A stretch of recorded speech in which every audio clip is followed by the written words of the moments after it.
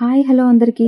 మనం భోజనం చేసిన తర్వాత చాలామందికి కడుపులో ఉబ్బరంగానో లేదా భారంగానో అనిపిస్తుంది. అబ్బా తిన్నది అరగట్లేదు, గ్యాస్గా ఉందని చాలామంది ఇబ్బంది పడుతూ ఉంటారు.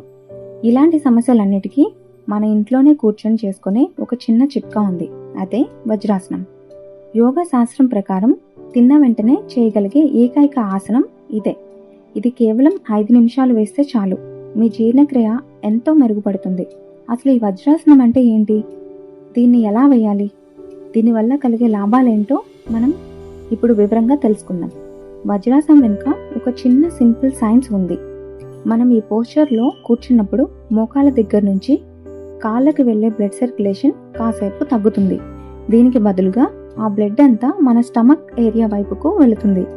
గ్లోబల్ జర్నల్ ఫర్ రీసెర్చ్ అనాలిసిస్లో పబ్లిష్ అయిన రీసెర్చ్ ప్రకారం పొట్ట దగ్గర రక్త ప్రసరణ పెరగడం వల్ల మీ డైజెషన్ పవర్ విపరీతంగా పెరుగుతుంది. కేవలం 2 నుంచి 5 నిమిషాలు ఇలా కూర్చుంటే చాలు, గ్యాస్ సమస్యల నుంచి రిలీఫ్ లభిస్తుంది.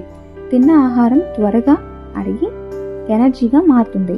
మీ మైండ్ రిలాక్స్ అయి బాడీని రెస్ట్ అండ్ డైజెస్ట్ మోడ్లోకి తీసుకెళ్తుంది.